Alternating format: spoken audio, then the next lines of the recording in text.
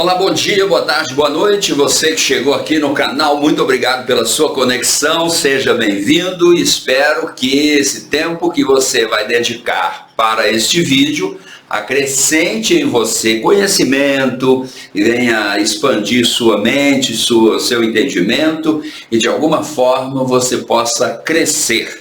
Bem-vindo ao nosso desafio 2021, todo o Antigo Testamento de Gênesis a Malaquias, livro por livro, e eu vou fazer um desenho de todo o Antigo Testamento para que você tenha uma maior e melhor compreensão, ok? O grande tabu das pessoas geralmente é sobre o Antigo Testamento, porque eles não sabem como conectar a história, como a história vai se desenvolvendo. Então, a minha iniciativa em fazer esses vídeos, tá? E você chegou aqui a mais um vídeo, é te ajudar a compreender de uma forma maior e melhor toda essa história e todo esse emaranhado da história, para uma leitura bíblica mais eficiente, mais efetiva e onde você vai tirar o maior proveito e ensino das lições que temos e aprendemos com esses personagens. Bom, ok, vamos lá. Chegamos no segundo livro de Samuel. Lembrando para você o seguinte, na Bíblia hebraica, o livro de Samuel, ele é um volume só, é o livro de Samuel. Como nós temos a divisão na Bíblia que manuseamos, tem 1 Samuel e 2 Samuel, dividido em dois momentos da história. Em relação aos autores do livro de Samuel, parte é escrito por Samuel, outra parte foi escrita por Natã e uma outra parte ainda foi escrita por Gade, ok? Como no primeiro livro eu tratei de uma forma abrangente e falei um pouco sobre Ruth também, que já vinha na sequência, eu vou me dedicar de duas formas aqui. Primeiro, eu quero fazer uma recapitulação de algo que encontramos no primeiro livro de Samuel. O livro de Samuel, ele vai nos trazer três personagens fundamentais. O próprio Samuel, depois Saul, o primeiro rei de Israel, no período do Reino Unido, que durou 120 anos. Nesse período, Israel tem 3 reis, cada um reina por 40 anos, dando uma somatória de 120 anos. Então é o início da questão da gestão monárquica de Israel. Então é um período de transição, tá? E depois o terceiro rei de Israel acaba sendo Salomão, né? Saul, Davi e Salomão, e cada um reina 40 anos, somando um total de 120 anos. Vamos falar um pouquinho da transição. Como é que foi essa transição? Só para a gente ir aquecendo as ideias. E você, quando ler o primeiro livro de Samuel, já vai ter informações para ter uma visão mais ampla dos acontecimentos e dos fatos. Aconteceu o seguinte. Israel, aquele Israel que saiu lá do Egito, que depois passou por Moisés, na implementação das leis, dos códigos, de toda aquela questão das leis de relacionamento pessoal, alimentação, os códigos civil, religiosos, eles vão passar por um longo período da sua história até se estabelecer nas terras de Canaã. Depois que eles se estabelecem na terra de Canaã, que foi no período de Josué, Josué divide as porções de cada tribo, e eles vão experimentar assim uma vida mais sedentária agora. Eles deixam para trás a vida nômade e vão agora experienciar a vida sedentária, que é o dia a dia estabelecido no mesmo lugar, tendo o CEP, tendo o nome da rua, essa coisa toda, e você já sabe como que é. Após o período de Josué, veio o período de Juízes, que durou aproximadamente 350 anos, alguns falam 400. Então, veio o período dos Juízes e o povo está muito dividido, cada fazendo o que é mais certo segundo os seus próprios olhos. No finalzinho do período dos Juízes vai aparecer o profeta Samuel. Samuel foi o último juiz do período dos Juízes. E até então, o sistema de governo é teocrático, os sacerdotes é que acabam ditando, dando os ditames, dando direções. Samuel, quando eu tratei no primeiro livro sobre a forma como ele nasceu, sua mãe, seu pai, a sua consagração. Então Samuel se torna uma figura muito importante para Israel. E ele vai tocando a vida, ele casa, tem filhos, chega na altura da vida dele, ele é um personagem muito respeitado, e quando se via Samuel, já se acionava um estado interno de que ele representava Deus, ele representava o divino, o sagrado. Então Samuel, além de juiz, é sacerdote, tido como profeta, e ele acaba desenvolvendo seu ministério por um longo período no meio de Israel. Acontece que Samuel envelhece. Samuel envelhece e ele escolhe 2 dos seus filhos, que foi Abias, né? Abias e o outro nome do camarada Joel, Abias e Joel, isso mesmo. Abias e Joel são instituídos juízes por Samuel. Só que esses 2 meninos, eles acabam se corrompendo e eles deturpam a verdade, eles aceitam suborno, eles são corruptos. E Samuel já está ficando velho, Samuel já tinha ajeitado para que seus filhos de alguma forma estivessem bem colocados ali no meio de Israel, e o povo não aceitou isso.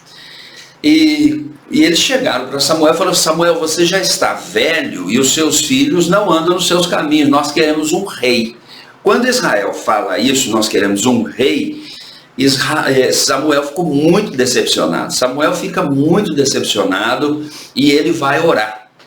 Samuel vai orar e fala isso para Deus, e aí ele volta para o povo com o seguinte discurso: olha, eu fui orar para Deus e Deus falou que vocês não estavam me rejeitando, porque Samuel se sentiu rejeitado, e ele fala assim: vocês estão rejeitando Deus. Então esse discurso vindo da boca do profeta Samuel, ele é muito sério, e o povo é como se quisesse jogar uma carga de culpa sobre aquele povo que pediu uma mudança no sistema de governo.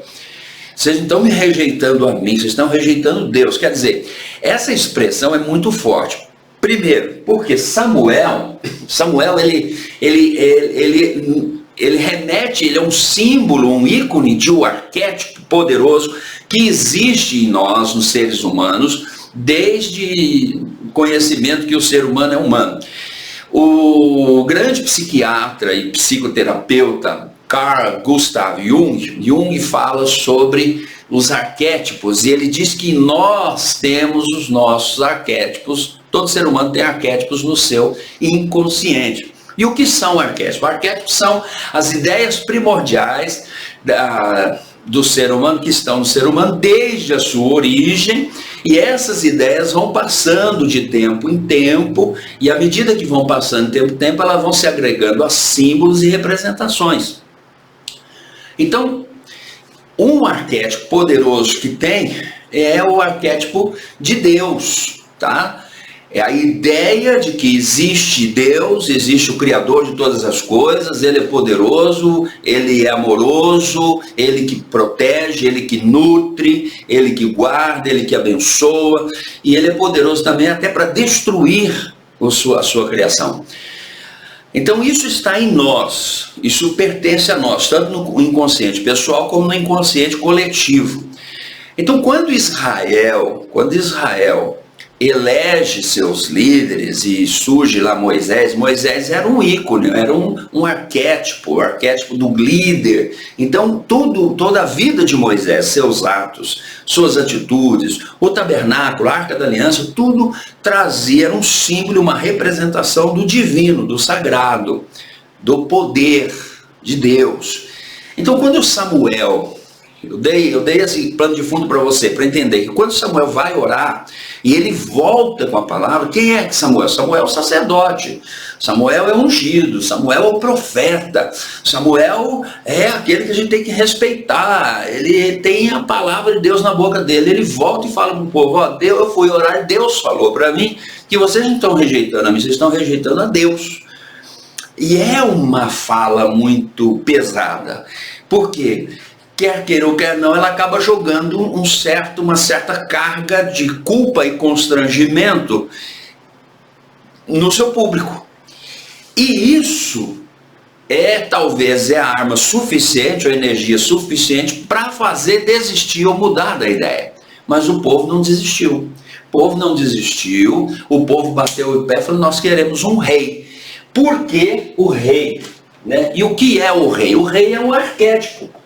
Né? O rei é um outro arquétipo que representa, que o rei não é uma pessoa, muito embora o papel seja desempenhado por uma pessoa, o arquétipo do rei ele vai muito além de ser uma única pessoa. O arquétipo do rei é aquele sistema de governo, de organização, que vai ter um exército pronto para lutar suas guerras, que vai ter a segurança das suas divisas, das suas fronteiras, que vai ter uma ótima, boa e melhor distribuição dos alimentos, que vai ter todo um organismo que vai cuidar de certas áreas que o povo, no seu dia a dia, tem a deficiência em cuidar.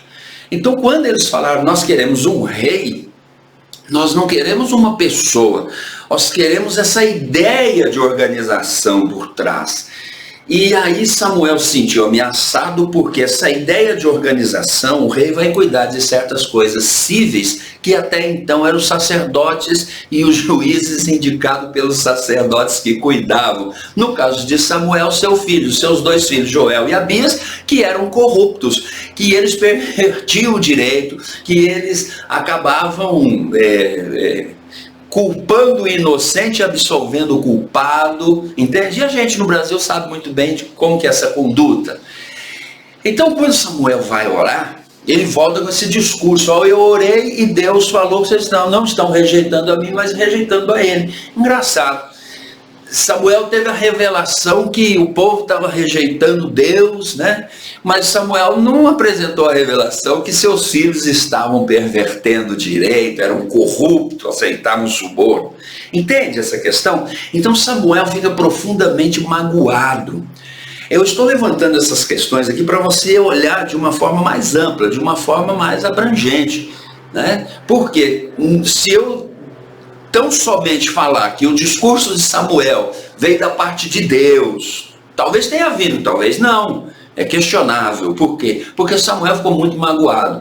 E quando um líder está magoado, uma pessoa está magoada diante de uma situação ou circunstância ou com pessoas, ela vai tratar no seu subconsciente e inconsciente as vozes, os diálogos, as reuniões, e ela vai buscar respostas e talvez vai buscar argumentos até que joga um peso sobre o outro, a culpa do outro. Entendeu mais ou menos isso? Então, o Samuel, ele vai trazer essa questão para o povo, e o povo: não, nós queremos um rei. Aí o Samuel pega um discurso que já estava em Deuteronômio 17, do 14 até o 20, que a lei já previa quando o povo quisesse um rei, e ele lê os direitos do rei. Olha, o rei aí vai pegar suas filhas para perfumista, para fazer cepadeiras, vai pegar seus filhos para ser capitães, vão para a guerra. Então ele faz um discurso e o povo falou: nós queremos o rei, nós queremos mudar esse sistema de governo, nós queremos nos adequar a uma situação ou circunstância melhor. Eles não queriam e não estavam rejeitando Deus, como Samuel disse no seu discurso.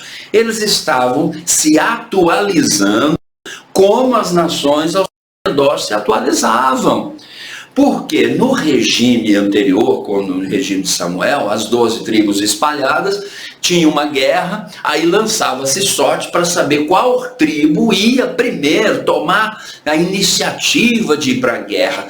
E às vezes, a maioria das vezes, as tribos não estavam preparadas, eles não estavam ocupados em ter exército, eles tinham que cuidar da própria vida, eles tinham seu campo para lavar, suas vinhas, seus afazeres, suas construções, seus rebanhos, sua vida cotidiana, sua família.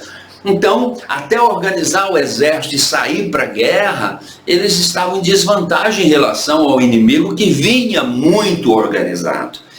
Então, essa questão do Samuel ter batido o pé e depois escolhe-se, aí tem que começar uma transição do governo, a transição do modo do governo, e vai escolher Saul, que eu falo dele no primeiro vídeo, que é Ruth e Samuel, que está aqui no canal, vale a pena você conferir.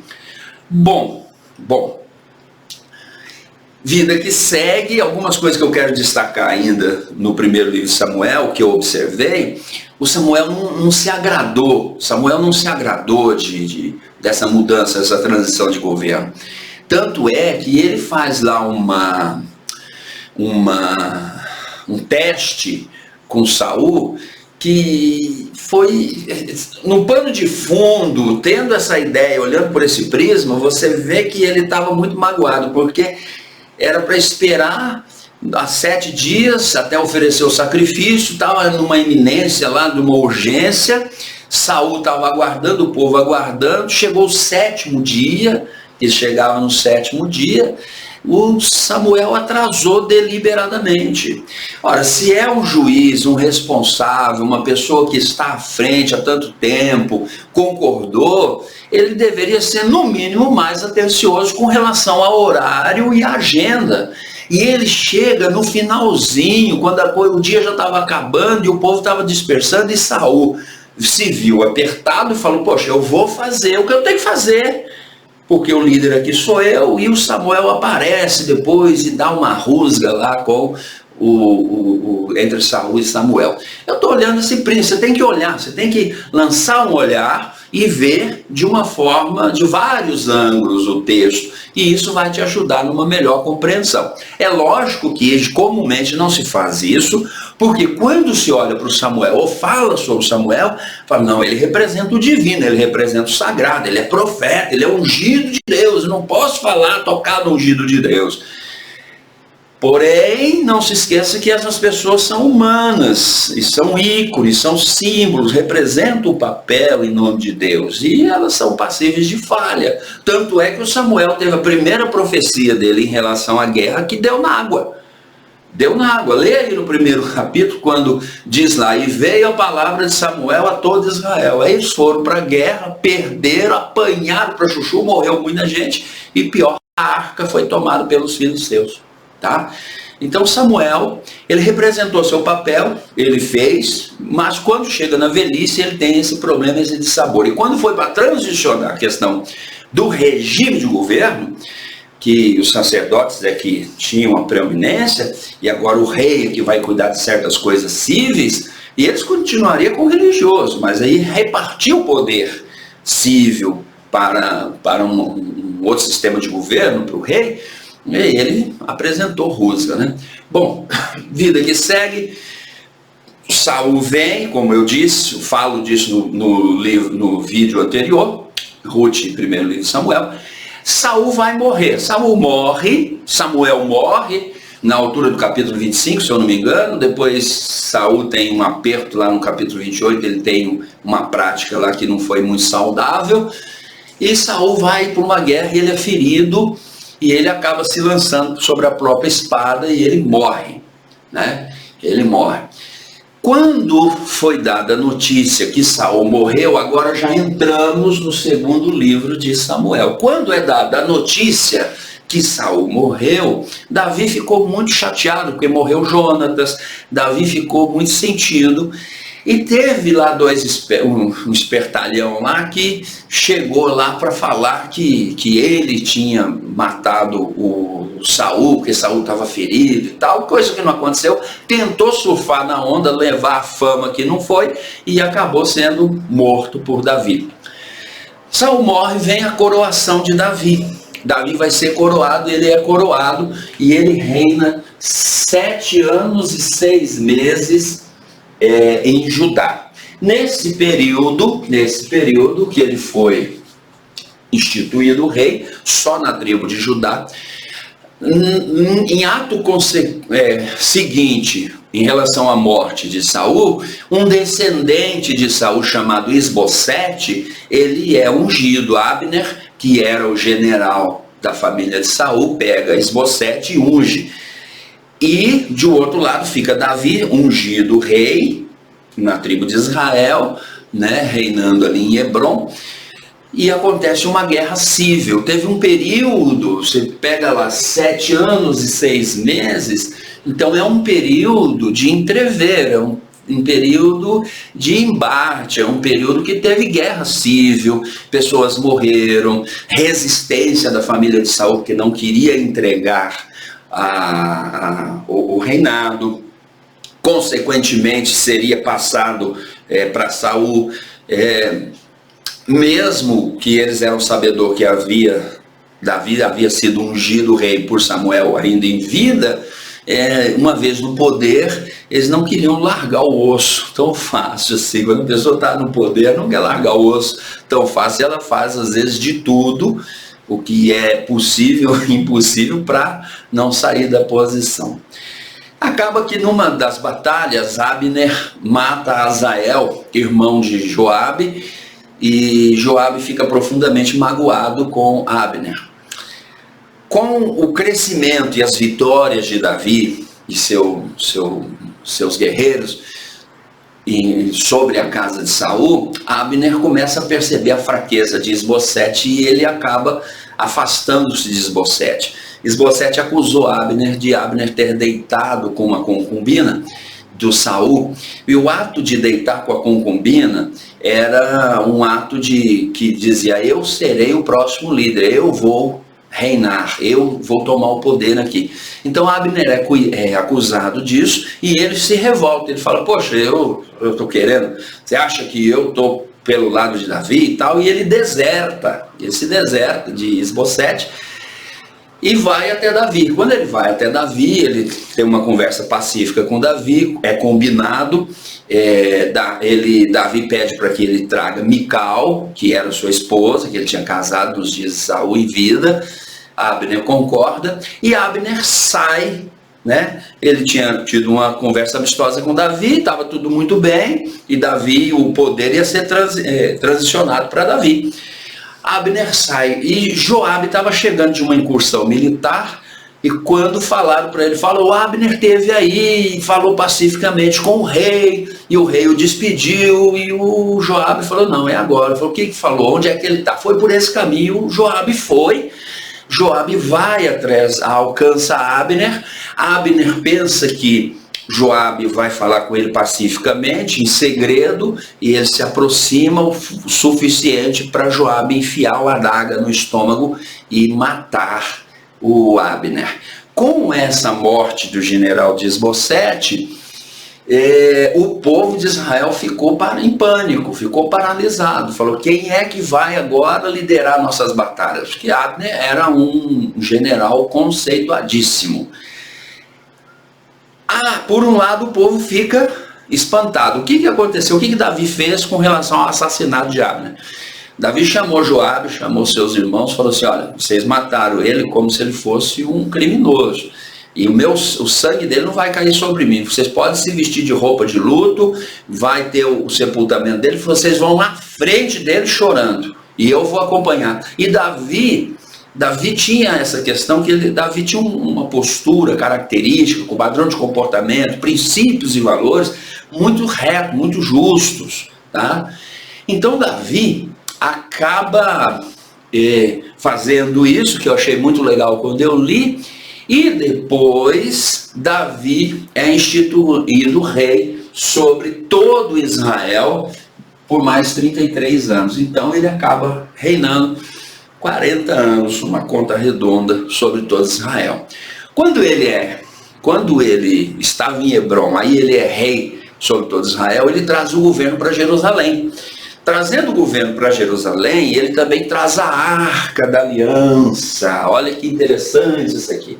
Por que ele traz a arca? A Arca da Aliança é um símbolo de um arquétipo poderoso. Lembre que arquétipos são ideias primordiais que estão no ser humano desde a sua origem, passam por tempo e vai se passando, e à medida que vai passando, vai se agregando a símbolos e representações, tá? Então, a Arca da Aliança para Israel era um símbolo do quê? Da presença de Deus. Dentro da arca estava um outro símbolo, que é as tábuas da lei, que representava o pacto. Então Davi ele traz para junto de si aquilo que representava poderoso para o povo. Então Davi está querendo dizer, olha, no meu reino, enquanto eu estiver aqui, eu vou ter Deus do meu lado. Tá? Então, o trazer a arca e a forma que ele trouxe, porque Davi, o rei Davi, ele, olha só, Davi como uma pessoa, um homem, mas ele está empossado, inserido num papel de rei. O rei é o arquétipo poderoso. Quando olhava para Davi e via nele o rei, via que ele representava esse novo sistema. E a ideia dele trazer a arca, esse novo sistema está junto com Deus. Esse novo sistema traz para si, para o seu meio, para o seu seio, nas suas entranhas e nos seus ideais, nas suas orientações, a presença de Deus. Então Davi traz a arca, entendeu isso? Agora a questão de arquétipo. Então o rei Davi, então quando olha para o rei Davi, a gente vê aquele cara bacana, aquele cara que ama Deus, e há palavras que ele é o homem escolhido segundo o coração de Deus, o homem que foi tirado de trás da malhada para ser príncipe de Israel. Enfim, Davi está trazendo a arca. A forma como ele se comporta à frente da arca foi algo assim encantador, porque o povo viu o homem Davi sem as vestes reais, né, que simbolizavam ele ser um rei, que eram vestes comuns.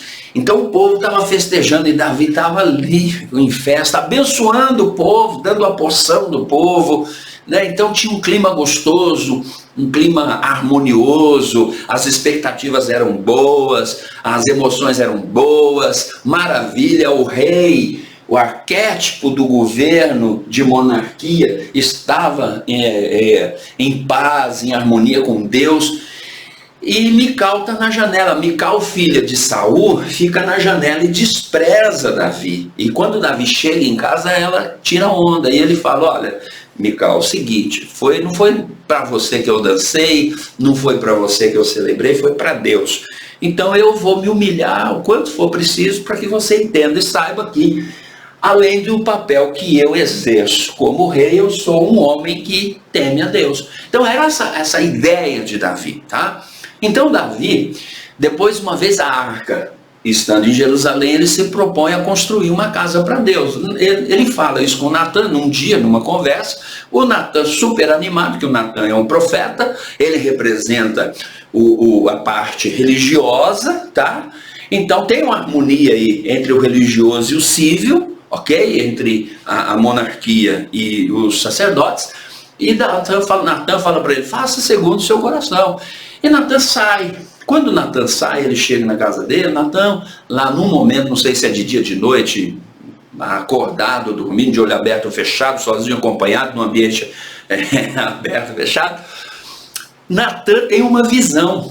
E nessa visão é discorrido para ele como que Davi deveria proceder. E Natan vai falar isso para Davi. Perceba lá na leitura, quando Natan recebe essa palavra, no final tem o texto assim, Natan relatou ao rei toda essa visão, toda a visão. Então foi uma visão, ok? Bom, conquistas de Davi. Davi, além de ser o rei, representar esse sistema de governo, ele era guerreiro, né? Ele representava aquele cara que saía à frente, aquele cara que saía, tomava iniciativa, vencedor. Então Davi é o guerreiro, tá? Ele é o guerreiro. Davi também é o herói. O outro arquétipo que nós temos em nós, segundo Jung, e falo que os nossos arquétipos estão no nosso inconsciente, é o arquétipo do herói. E quando a gente olha para o Davi, né, você percebe esse arquétipo nele. Ele representa esse herói. O que é o arquétipo do herói em nós que nos identifica com o personagem Davi?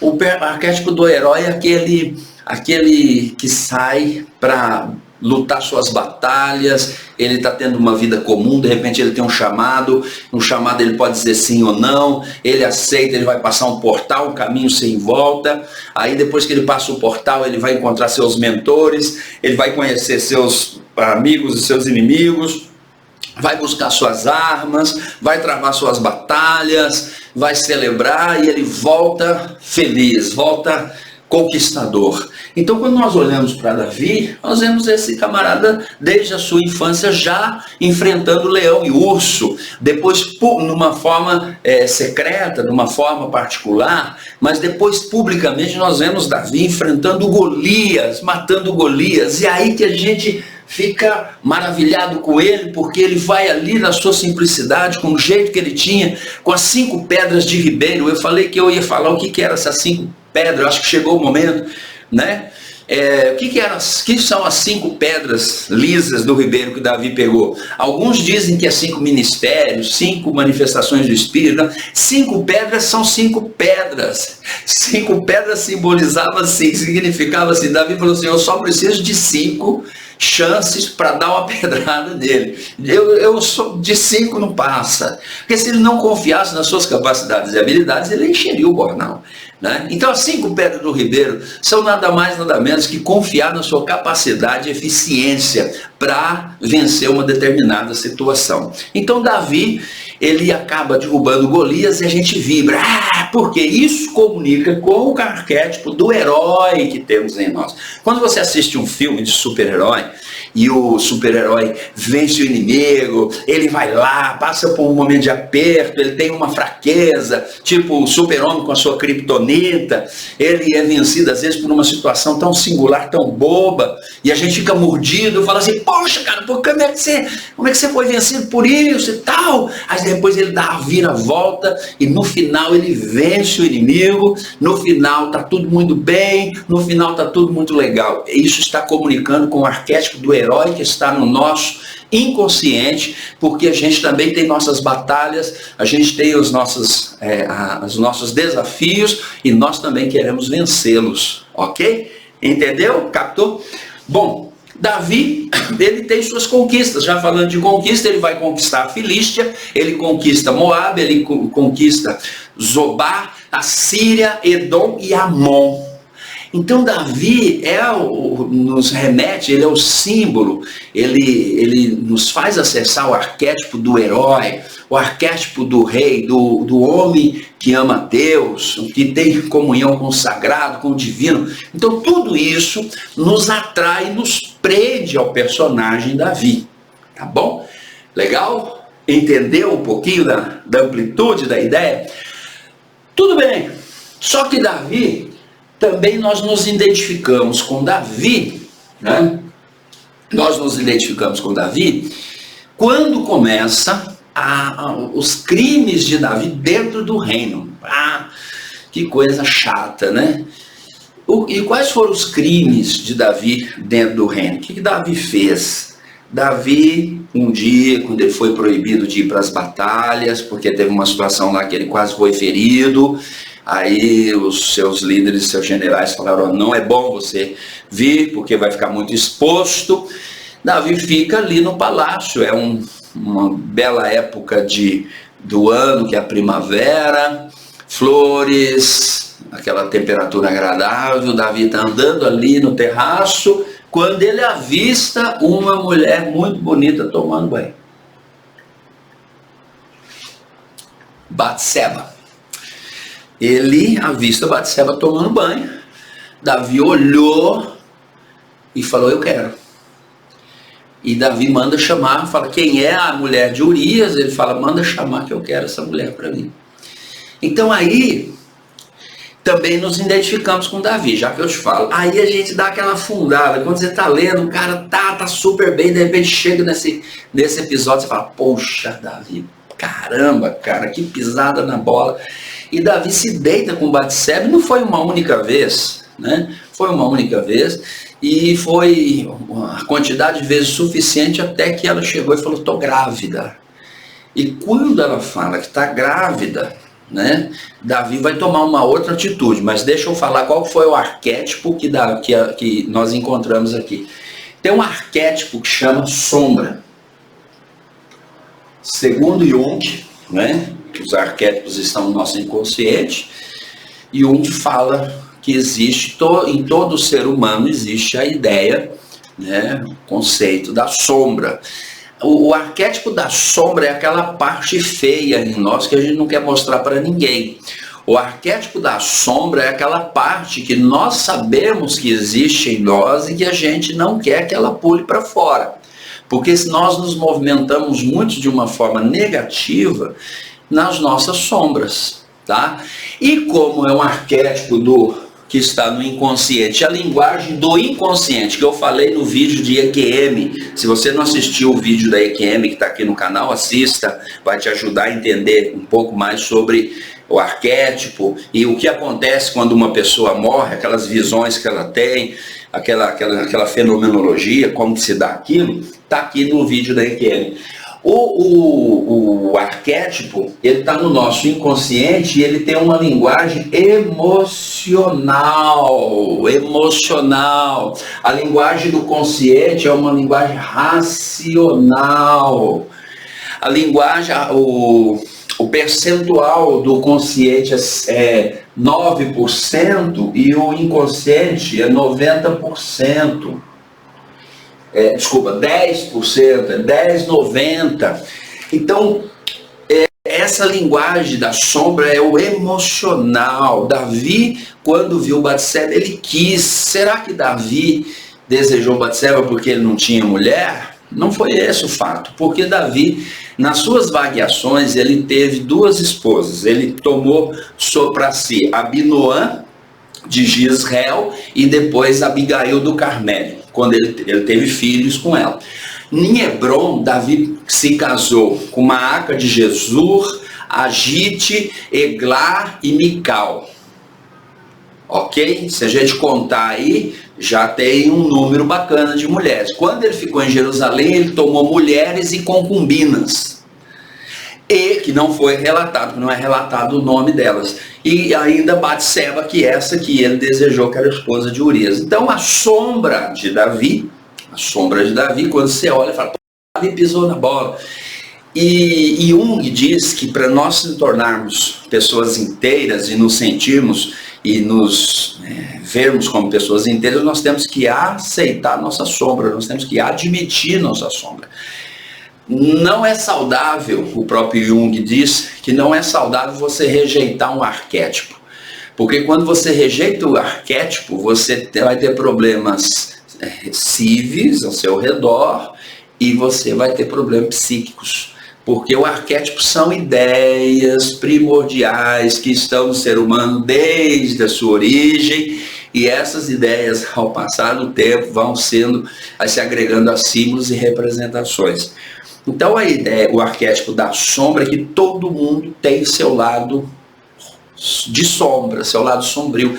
Aí se chama, aí dá-se o nome da ação da sombra. Veja, a sombra é uma coisa, a ação da sombra, que é o verbo, se chama pecado, né? Se deu o nome pecado. Então quer dizer que pecado é a ação da sombra em mim? Exatamente. Aquilo que depois, na teologia moderna, vão chamar de natureza pecaminosa, vão chamar de carne, vão chamar de velho homem. Jesus falou sobre a sombra no ser humano. Ele falou assim, olha, toma cuidado, porque não é o que entra no homem que contamina o homem. É o que sai, é o que está no seu coração, né? São as coisas internas, a sua sombra dentro de você. Paulo também falou sobre a sombra quando ele diz assim, olha, o bem que eu quero fazer não faço, mas o mal que eu não quero esse faço. Desventurado homem que sou. E depois ele fala sobre o espinho na carne. O espinho da carne de Paulo era a sombra dele. Talvez o espinho da carne seja a sua sombra, tá? E Davi deixou a sombra vir, subiu muito forte, falou, eu quero, que é a linguagem emocional. Ele desejou. Aí, quando a Batseba falou, eu estou grávida, ele falou assim, eu tenho que arrumar isso. E aí ele chama Urias, o marido de Batseba, que estava na guerra. Ele falou, bom, vou chamar o cara, dou uma licença militar para ele tem uma licença, ele vem, vai vir com saudade da mulher, com certeza vai ter relações com ela, e vai acabar que esse negócio aí nós vamos resolver. Davi pensou resolver assim, a sombra dele querendo, a maneira racional dele de lidar com o efeito da sombra, entendeu? E só que não funcionou. Urias não foi para casa e Davi acaba novamente com um ato sombrio, uma coisa muito tenebrosa, mandando uma carta para que fosse entregue na mão do capitão. E a ordem era que Urias fosse colocado no lugar onde a batalha estivesse mais acirrada, e quando estivesse bem acirrada, os amigos recuariam, deixavam Urias para ser morto. Então assim Davi fez isso, procedeu. Aconteceu que a Batseba tem a gestação toda dela, nasce a criança, Natan repreende Davi, a criança morre, Davi toma outra postura depois que a criança morreu, vida que segue, e começam os conflitos de Davi no seu âmbito familiar.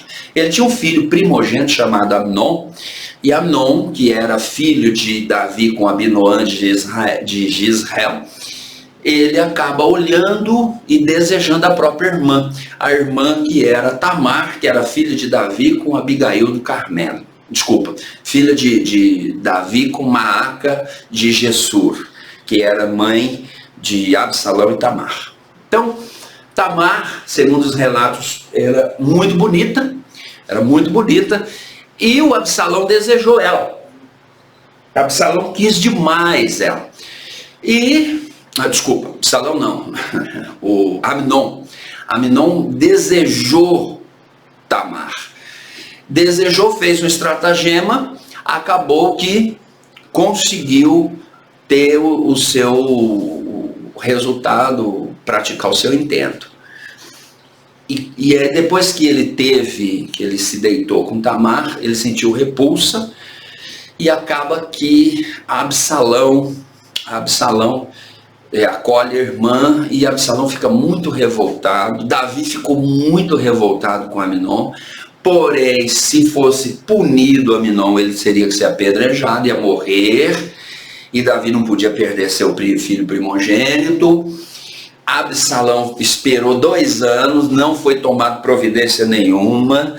Absalão aguardou 2 anos calado, alimentando a sombra dele. A sombra de Amnon foi desejar a própria irmã. Isso veio de uma herança ancestral que ele recebeu de Davi. A herança ancestral passa por informações evidentes, sutis, no padrão de comportamento, e vai observando, e a pessoa vai repetindo isso. Amnon vê isso no pai e acaba repetindo com a própria irmã.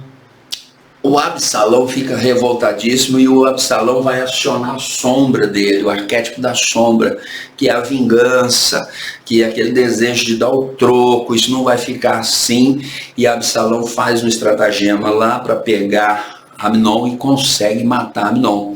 Agora nós temos um enredo, nós temos um filho do rei, o filho primogênito do rei assassinado pelo próprio irmão, e esse primogênito que havia estrupado a irmã. Então Absalão foge, porque Davi persegue Absalão, e Absalão vai para outras divisas de outro reino, passa 2 anos lá. Davi desistiu de perseguir Absalão, e ele já tinha se consolado pela morte de Amnon. Joabe organiza o retorno de Absalão, e Absalão fica em Jerusalém, porém sem poder ver o pai, que fica 2 anos sem poder ver o rei. Com isso, Absalão vai se revoltando cada vez mais, ele alimenta mais as suas sombras, ao ponto dele ir roubando o coração do povo, falando que o rei não julgava o povo, se ele fosse rei ele julgaria. Então aquela influência vai crescendo, chega um momento que Absalão se revolta, e Davi percebe isso, e Davi foge do próprio filho, porque ele queria evitar o confronto, porque ele saberia que Absalão não seria poupado. Davi foge. Quando Davi está fugindo, aparece aqueles adversários, aquela turma do contra que estava subjetivamente estava lá escondida, que da família de Saul, Tem até um personagem da família de Saul, lê o texto lá, você vai ver que Davi está indo, o cara começa a gritar, tacar pedra nele, chamar de cachorro, seu maldito, tá recebendo o troco, tá vendo e tal. Então a gente vai percebendo esses detalhes, essas manifestações de pessoas no momento de crise na vida das outras pessoas. O que não falta é gente para tacar pedra às vezes e criticar e julgar a pessoa com adjetivos inúmeros, tá? Bom, Davi fugiu. Começa o entrevero, Absalão vem para o governo, Absalão deita com as concubinas do pai no terraço, porque ele queria dizer agora eu sou o rei aqui, e vai acontecer uma batalha, vai acontecer uma guerra lá, onde Absalão é derrotado, Absalão fica preso pelos cabelos, segundo o relato, ele fica preso pelos cabelos numa galhada lá, ele estava com a mula, ele enroscou os cabelos e a mula ele ficou pendurado lá, ficou balançando, alguém falou para Joabe, Absalão está enroscado lá, eu vi ele preso lá pelos cabelos. Davi havia dado uma ordem que se encontrasse Absalão, jovem Absalão, era para protegê-lo, para que ele viesse, né, em vida. Joabe aproveitou e falou, peste, você que está fazendo isso com a gente. Joabe acessou o módulo sombra dele, emocional, porque ele causou um distúrbio muito grande no reino, um empecilho, um atraso. Joabe chega lá, vê Absalão pendurado e taca flecha no coração de Absalão, e Absalão morre. Quando Absalão morreu e a notícia chegou para Davi, Davi ficou desesperado. Davi tem uma crise. Absalão, Absalão, meu filho Absalão, quem dera eu morresse no seu lugar e tal, tal, tal. E isso gerou um problemão para o exército, quase gerou um problema político ali. O povo falou, o que está acontecendo aqui? Né? Quer dizer que quem perseguia a gente é o bom, e nós que não fizemos nada, somos o ruim. Quer dizer, então o povo começa a pensar isso. Joabe chega em Davi e falou, Davi, que negócio é esse? Você parece que estaria muito feliz e contente se Absalão tivesse matado todo mundo, e você estaria muito feliz, né? Falou, rapaz, muda a sua cabeça aí, toma tenência, porque senão vai ter um problema com o povo. E o Joabe é muito firme com Davi, e o Davi tomou uma postura e voltou. Quando Davi toma essa postura, ele prometeu para um homem de Judá chamado Amasa que ele ia ocupar o lugar de Joabe. Davi destituiu Joabe da sua posição de general. Só que o Amasa era muito lento, era muito lerdo. Teve uma outra revolta lá de um camarada, foi uma crise, um período de crise que Davi teve que mostrar firmeza para administrar, né? E teve um camarada lá que saiu espalhando, nós não temos mais nada com Davi e tal e tal.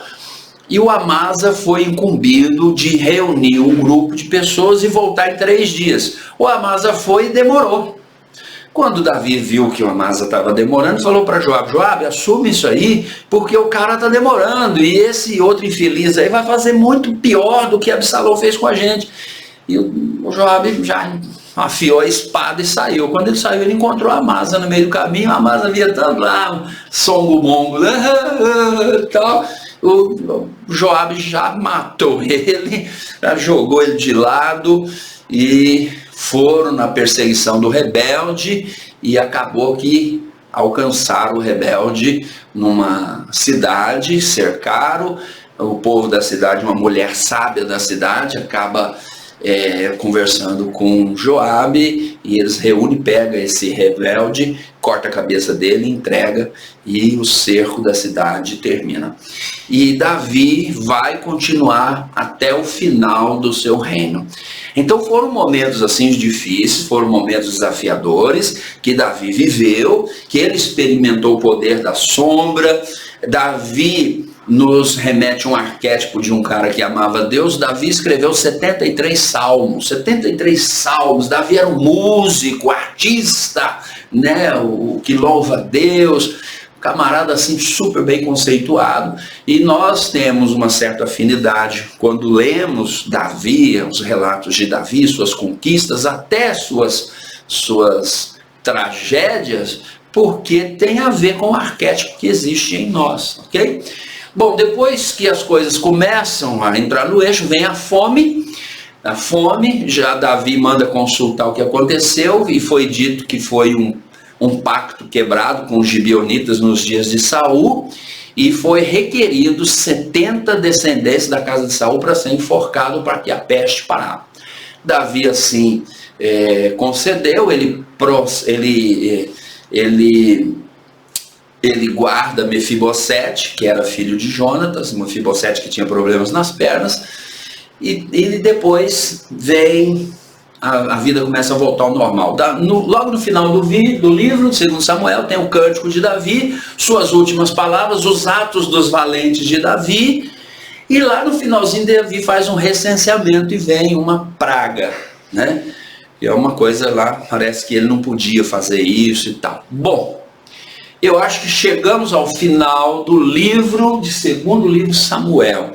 E essas informações que eu passei para você sobre o arquétipo, sobre a identificação, é muito fundamental entender isso, porque isso vai abrindo sua mente de como nós procedemos nos dias atuais. Nós temos muitos arquétipos. Por exemplo, deixa eu dar um exemplo aqui, talvez que você não entendeu ainda. No seu computador tem lá o notebook, ou no seu desktop, lá você tem lá um ícone que é a lixeira. A lixeira é símbolo de uma ideia, que tudo que indesejável você joga na lixeira. E quando você acessa a lixeira, todo indesejado está lá, tudo aquilo que foi descartado.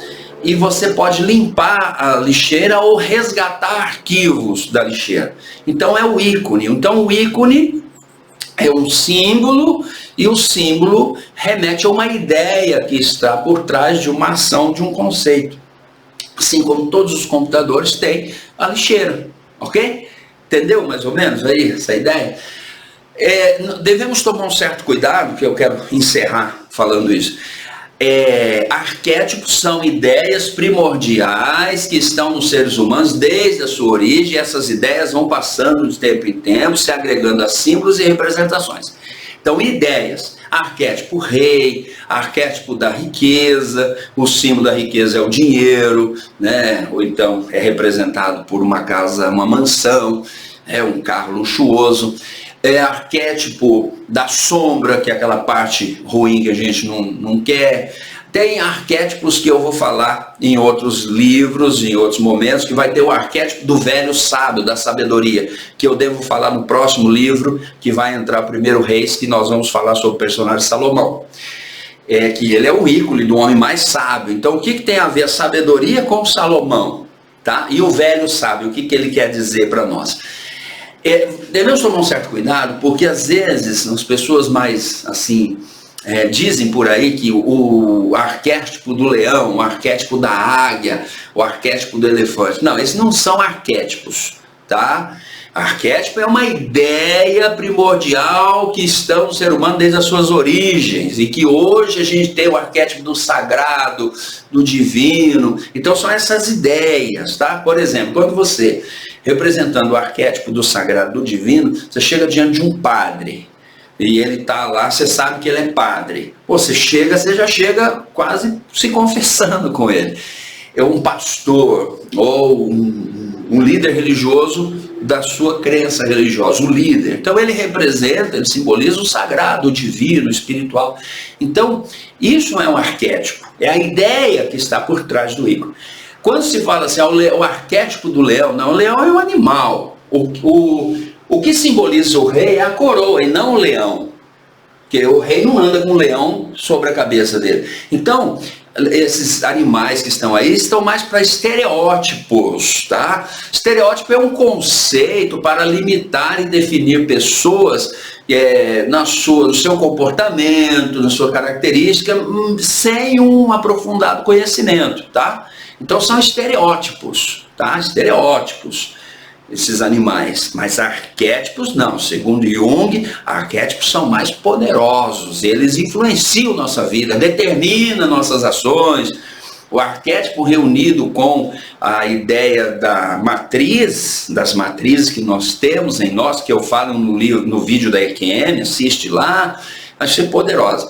e nós estamos montando o quebra-cabeça, beleza? Então esses conceitos do nosso subconsciente, o que está no nosso subconsciente, sua linguagem, nós vamos dinamizando isso com todo o objetivo. O objetivo final é te ajudar a compreender e a você ter uma visão mais ampla de todos esses ensinos. Espero que você tenha gostado, fica bem, Deus te abençoe, obrigado por você ter chegado até aqui. Deus te abençoe, uma ótima semana, um ótimo dia, uma ótima tarde, uma ótima noite. Inscreva-se no canal, divulgue, colabore com esse canal e eu conto com o seu apoio, a sua ajuda, e assim nós vamos trazendo conteúdos que com certeza vão enriquecer seu conhecimento e trazer mais luz nesses dias atuais que tanto necessitamos. Beijo grande, fica com Deus, tchau, até mais.